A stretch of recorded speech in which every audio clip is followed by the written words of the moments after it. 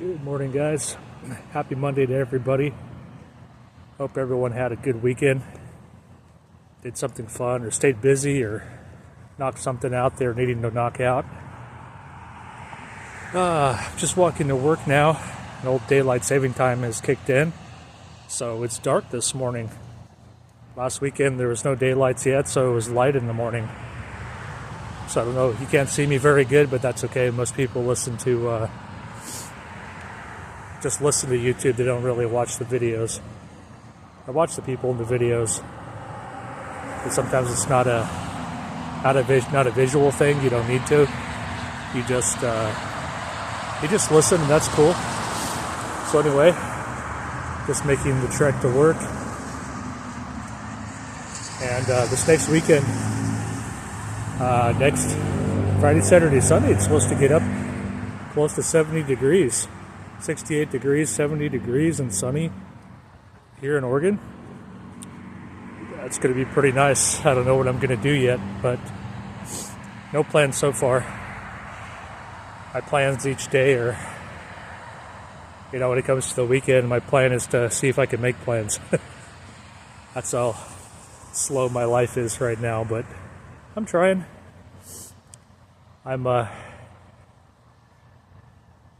starting chapter 2 and trying to figure things out as I go. But Bitcoin hit a new record today. I believe it's at 71,000 or approaching 72,000 already. It's pretty cool. The Bitcoin halving is 36 days away. And people are hyped about that. I don't own Bitcoin, so I don't really keep track of. I don't have a countdown for the halving.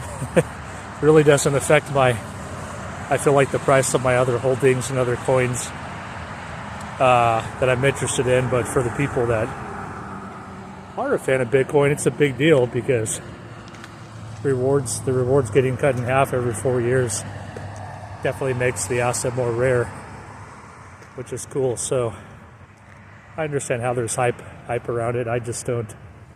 I don't get too excited, but I have fun watching everyone else get excited. All the other content creators and whatnot counting down. It's 34 days. It's 33 days. It's 32 days. Like that, but anyway, Sunday, I was going to put out a video on Sunday, and I ended up, that was a combination of things. I don't know if I was getting over a cold or recovering from the combination of margaritas Friday night at the club and then having no caffeine, so I had a caffeine headache on top because I didn't have coffee all day or a caffeine source, so I wasn't feeling good from that pretty fast. And then I woke up in the morning and made my loaded ramen noodles,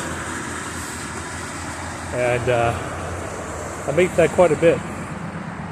It's not, it's not super healthy for you, of course, but it's budget friendly to the grocery bill, so that's always what I'm shooting for on the crusade, to save money and sacrifice and see if I can go without and invest in more crypto. It's kind of like just stacking gold every couple of weeks. You buy it, you click the button, then you forget about it, you save it, you just go on with your day and do something else. That's kind of how I do it. But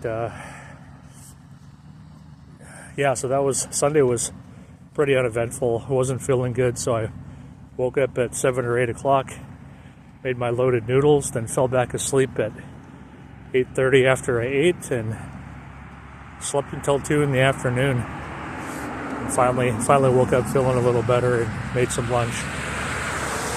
But I just didn't have a high energy level, so I already don't really have a high energy level like other people do, but I'm feeling better this morning, even with no caffeine yet.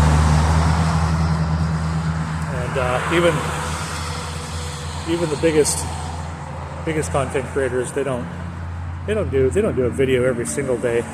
They'll do a streak and then they'll miss like a day or two. You know, that's cool. But when you become popular, people definitely notice, like, hey, you know, so and so didn't do a video yesterday. And I was listening to watching before I fell asleep last night. A channel that I really enjoy for information, and I think he does a really good job of just explaining things in simple terms and breaking down ideas and concepts in the crypto space. And that's Alan over at the Staple Crew. If you guys want to check it out, I think he does a pretty good job on his videos. And his channel is called The Staple, like a stapler. So the Staple Crew. And the last video I watched, he's informative just because of what he talks about, but also he spent years as a broker in the Wall Street space and around people that worked at banks, and you know, he's shook hands with the millionaires and billionaires of his generation, and you know, he just says right now there's a lot of money sitting on the sidelines from our older generation, you know, 65 to 70 plus, that have all these assets, but they don't know anything about crypto. You know, and just in 2024, they're finally starting to ask about it and ask, you know, why it's a big deal and what is it and how do I buy it and how do I put my money into it? Why is this a good choice over legacy, you know, legacy or old school assets? And the point he was making in the video was of just how early of an opportunity, or how early it is, you know, still in 2024, like the amount of people the world over that know about crypto, that are accumulating it right now. I mean, I guess any altcoin that's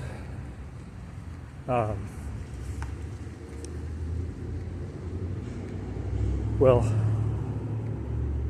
that's it's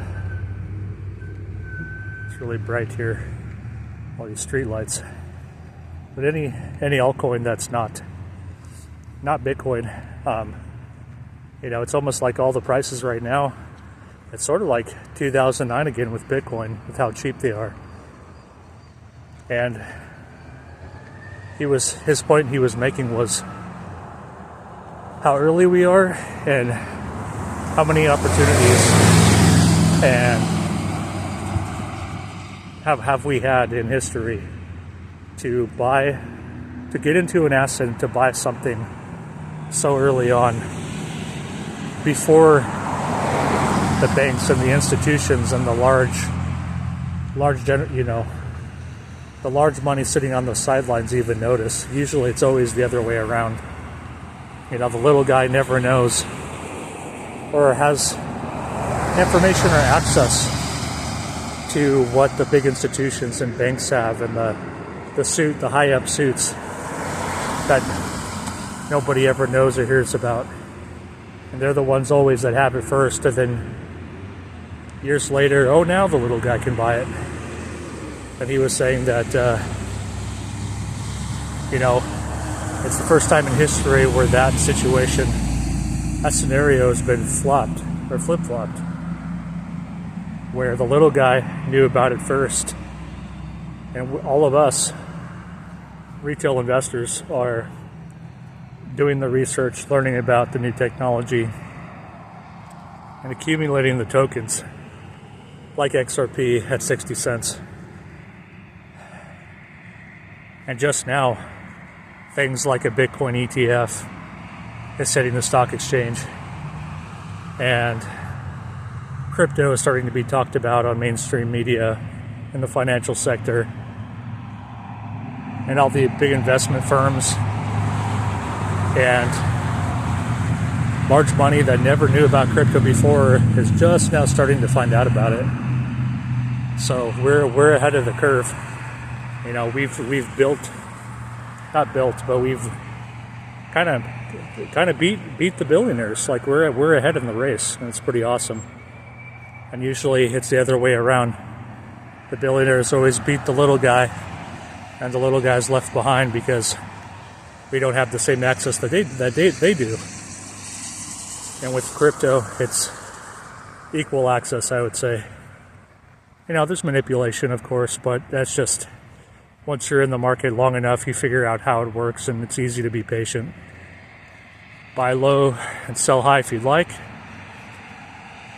or buy low when it's low, or just buy at the price that you feel comfortable at, otherwise known as DCA or dollar cost average. Sometimes I'll do that with XRP. I kind of have a range of prices I like to buy at. Of course, I'm always waiting for it to go on sale, but it's hard to time the market and know when that's going to happen. So anyway, I'll leave it there for today. We'll see if we can put some other videos out this afternoon or this evening. Have a good day, everybody. I'll see you in the next one.